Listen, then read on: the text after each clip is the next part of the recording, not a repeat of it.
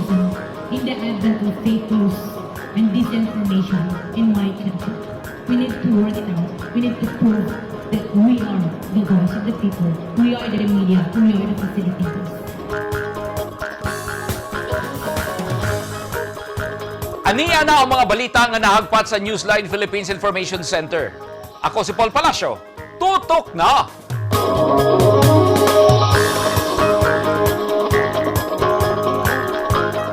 Sa mga headlines, kusog nga linog, mitayog sa probinsya sa Abra. Magnitude 7.3 ang natala sa Phivolcs nga gikahugmak sa mga balay ug building.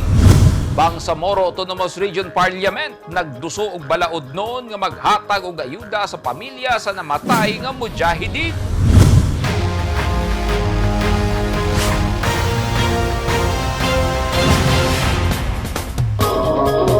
Sa detalye sa atong mga balita, gitayog og kusog nga linog ang ubang lugar sa Luzon nga miabot sa magnitude 7.3 nga ang epicenter anaa sa Lagangilang, Abra kaganihang alas 8:43 sa buntag Hulyo 27, 2022. Ang kusog nga pagtayog miresulta sa pagkahugmak sa mga balay ug building ug aduna pay landslide.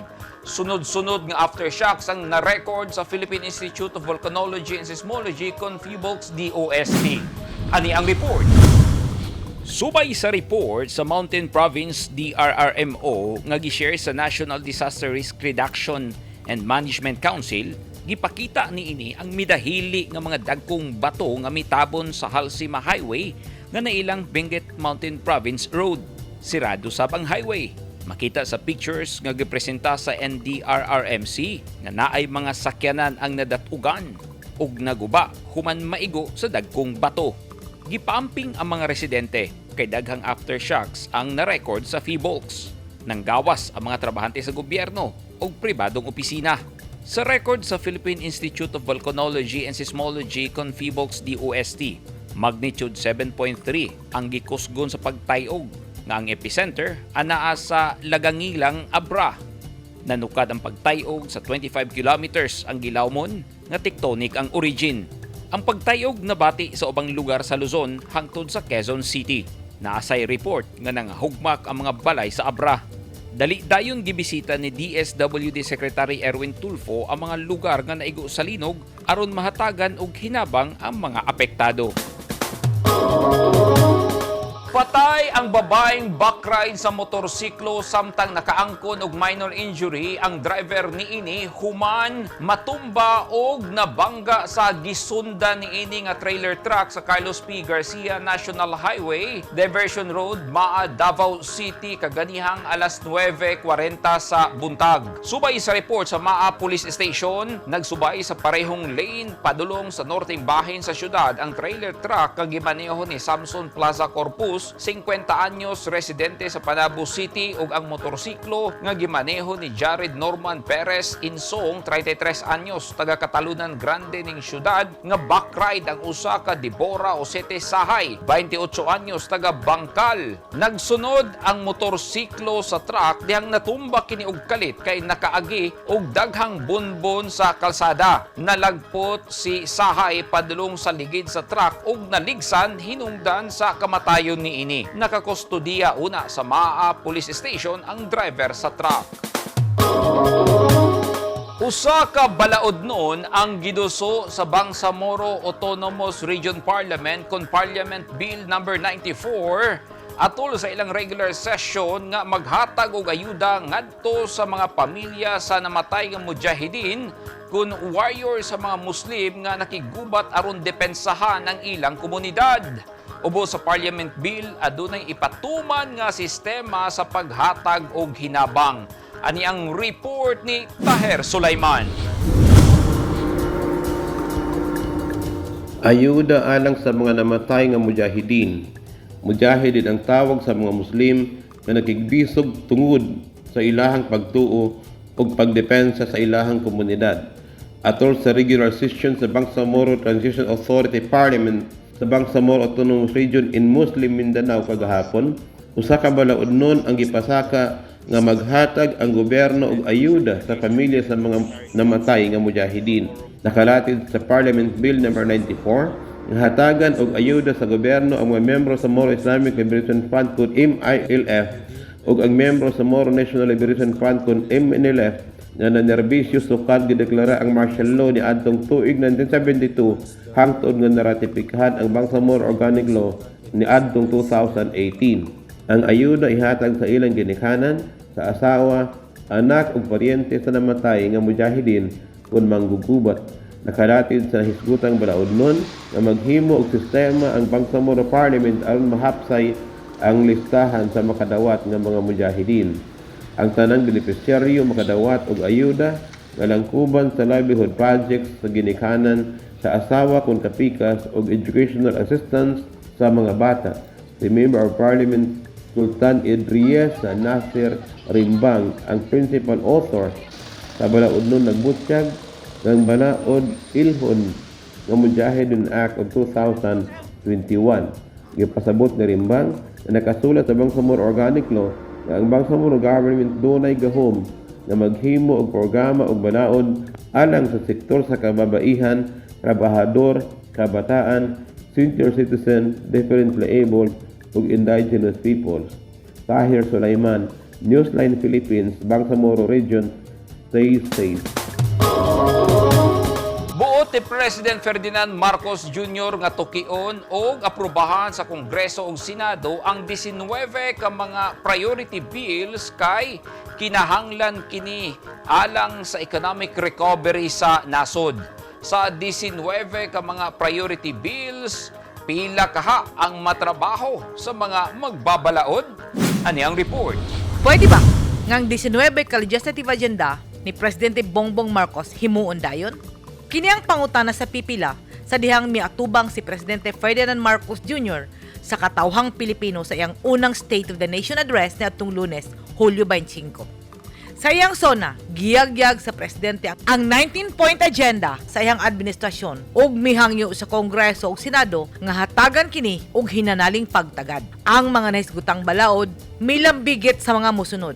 National Government Resizing Program, ang pagbalasya sa operasyon sa mga buhatan o pag-abolish o pagsagol sa mga opisina niini aron mamahimong produktibo ang matag kuwani sa gobyerno. Budget Modernization Bill, mao ang paghimo og budget base sa kwarta sa gobyerno. Tax Package 3 and Valuation Bill, ang pagplansya sa mga balayronon sa buhis. Tax Package 4, ang pagrepaso sa bayronon sa community tax ug himuon kuning haom. E-Government Act, ang paghimo og Electronic Government Master Plan.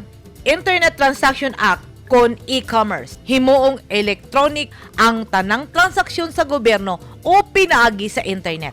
Government Financial Institution Unified Initiatives to the Distressed Enterprises for Economic Recovery kon Guide.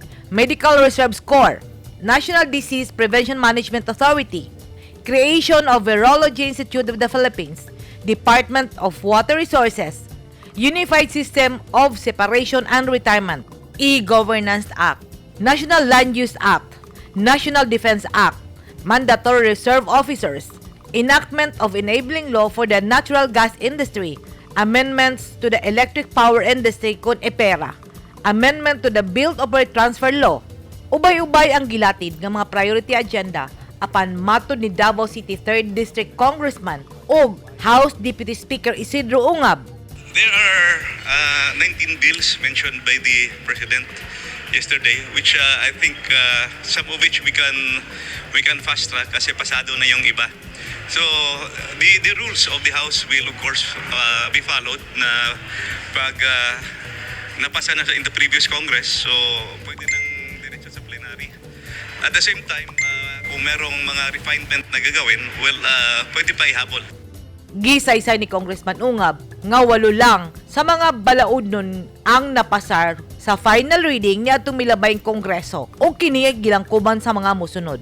Una nang giingon ni Albay 2nd District Congressman Joey Albay nga 13 sa 14 ka priority bills ang kayang dalion og aprobahan sa Kongreso.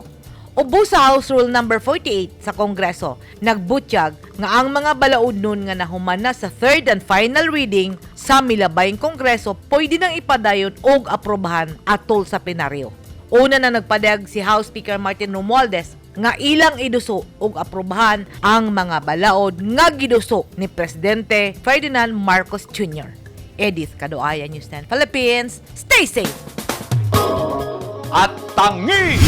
Katapos ang adlaw sa registration sa Comelec Glan, Sarangani Province alang sa barangay ug SK elections, hapsay ug nagmalampuson og 900 ka mga magtutudlo gikinahanglan sa BARM alang karong abli klase.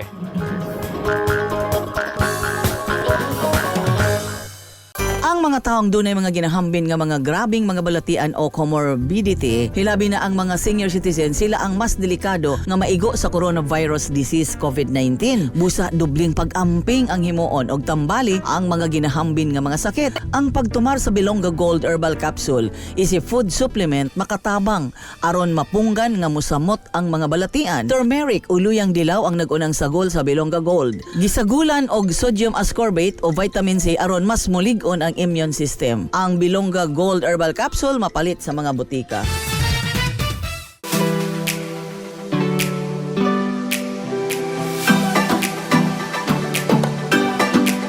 Do you want to be beautiful inside out?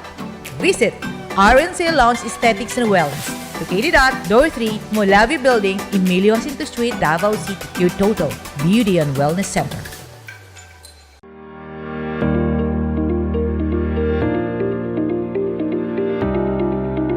Enroll now at Lyceum Philippines University Davao Campus.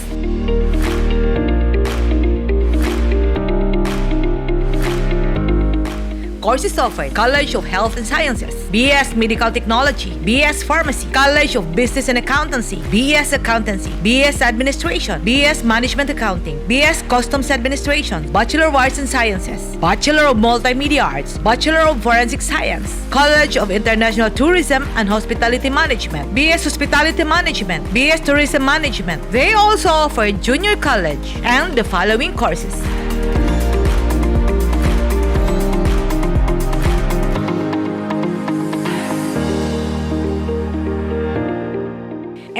Now, LPU Davao offers Air Academy Drone Flight Training Program. Choose to take the lead. Choose LPU Davao. Enroll now.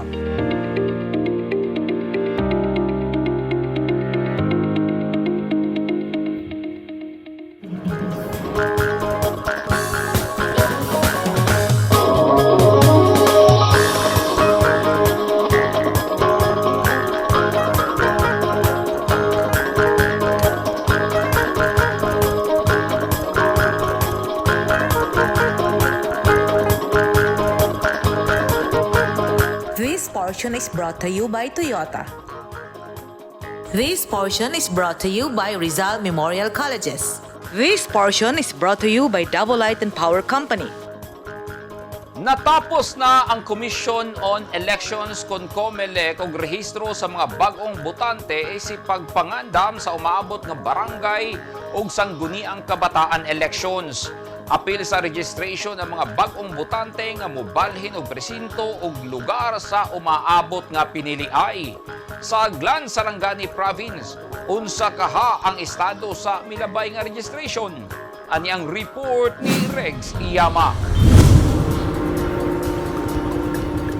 Mukabat sa 3 milyones ka mga Pilipino ang nagparehistro sukad nagsugod ang registration ni atong Hulyo 4 o nahuman ni atong Sabado, Hulyo 23 ning kasamtangang tuig.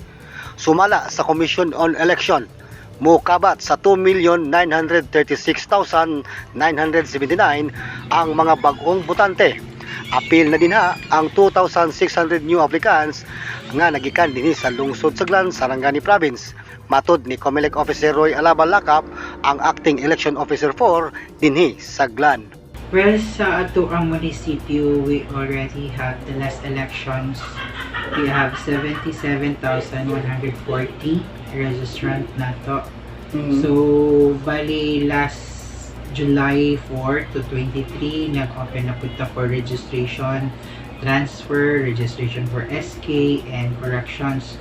So, may nadagdag tayo na 2,600 in that period. So, we will be having a hearing sa ato ang election registration board that would be on August 1 para i-approve or disapproved katong 2,600 nga new applicants nato. So in addition with that, sa atong 77,140 last election, ma-add na sila. But we also have some tanggalon nato sa ato ang registration. Katong remember, katong ato ang cross out on that election nga nag-double registration, so nag-transfer sa ubang munisipyo nga wala na-delete, o katong mga patay. So, i-deduct nato to siya. So, on the ERB nato sa August 1. So muna ang final After numbers. that, makita nato ang final registered voters nato. That would be used on the barangay elections sa December 5. Una na ang gisaysay ni Comelec spokesperson Rex Lojanco nga sa 3 milyones ka bag-ong botante, 1,814,907 ka registrants ang nag-edad og 15 hangtod 17 anyos. Ang 963,418 nagapagidaron og 18 hangtod 30 anyos. Samtang ang 159,654 ang nagapagidaron usab og 31 anyos pataas. Sa datos sa Comelec, mukabat na sa 3,900,250 ka mga aplikante ang naproseso. Apil nini ang applications for transfer of voter registration, transfer from overseas voting to local voting, ug ang reactivation of voters. Ang voters registration gipahigayon isip pagpangandam sa barangay ug sangguniang kabataan elections nga gitakda karong Disyembre 5 tuig 2022. Ang katungod sa pagbotar, usa ka katungod nga gitakda sa balaod sa matag Pilipino. Regilan Yaman Newsline Philippines, Province of Sarangani. Stay safe.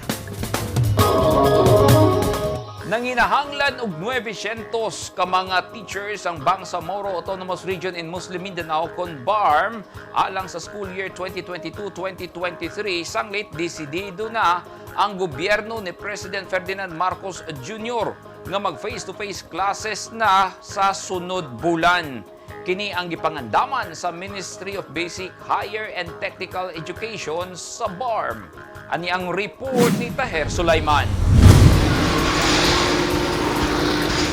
Face-to-face classes na sa Agosto ug nanginahanglan og 900 ka mga bag-ong magtutunlo ang Ministry of Basic, Higher and Technical Education dinhi sa Bangsamoro Autonomous Region in Muslim Mindanao alang sa school year 2022-2023 face-to-face classes sa tibuok rehiyon sa BARM. Matud ni Minister Muhagir Iqbal, nanginahanglan sila og 900 ka mga magtutudlo isip pagpangandam sa school year 2022-2023. Gisaysay ni Minister Iqbal, ang probinsya sa Maguindanao nanginahanglan og mukabat sa 400 ka bag-ong magtutudlo ug ang probinsya sa Sulu nanginahanglan og 500 ka bag-ong teachers. Ang Ministry of Basic, Higher and Technical Education sa BARM nangandam na usab sa pag-implementar sa health protocols aron mapaniguro nga ang mga estudyante luwas sa COVID-19. Doon na gibanaban ang 600,000 ka mga bagong estudyante ang BARM alang sa school year 2022-2023. Ang Department of Education may anunsyo na nga magsugod ang school year 2022-2023 karong August 22, 2022 ug mahuman 2023. Tahir Sulaiman, Newsline Philippines, Bangsamoro Region. Stay safe. Good news! Alang sa mga empleyado sa gobyerno kung ugaling mahingpit na ang balaod noon nga giduso ni Misamis Occidental 2nd District Representative Sancho Fernando Ando Uaminal nga House Bill 2199, wala na interes ang salary loan sa mga empleyado. Nakita sa kongresista ang paningkamot sa mga empleyado apan piot gihapon ng ilang take-home pay. Ani ang report ni Neftali Batuleño. Wala na interes alang sa salary loan sa mga empleyado sa gobyerno kung hingpit na gabahimong balaod ang House Bill 2199 nga giduso ni Misamis Occidental 2nd District Representative Sancho Fernando Ando Uaminal sa 19th Congress. Gipasabot ni Wamidal nga adunay mga higayon nga kulangon ra ang sweldo sa mga kawani si gobyerno, inungdan nga mapugos kini sa pagpangutang ngadto sa mga government ug private lenders nga adunay taas nga interest aron matagaan-an ang pamilya. Kung hingpit na nga mahimong balaod ang mga eligible government employees, makahimo na sa paghulam og zero interest cash loan gikan sa tanang mga government-owned and controlled financial institution. Ang mahulam sa mga empleyado katumba sa 12 ka bulan nga sweldo nga bayaran sa salary deduction sulod sa 6 ka tuig. Kahinumduman nga niadtong nakalabay nga bulan, ang nasod mitala sa labing taas nga inflation rate sukad niadtong Oktubre tuig 2018 nga miabot sa 6.1%, diin kini makita usab sa padayon nga pagtaas sa matakang panginahanglan sa nakalabay nga mga bulan. Tungod niini, daghang mga trabahante moadto na lang sa mga private lenders nga dunay taas nga porsyento sa interest. Gihinapo sa kongresista nga panahon na usab nga mga trabahante sa gobyerno nga matabangan nga dili mabugatan pag-ayo tungod sa interes sa giutang sa panahon sa ilang panginahanglan. Neptali Batulinyo, Newsline Philippines, Province of Misamis Occidental. Stay safe.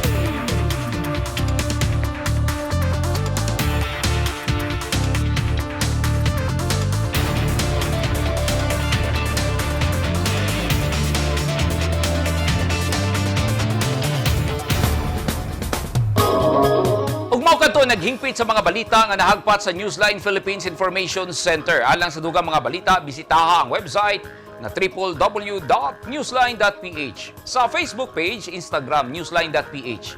O sa Twitter, newsline.ph.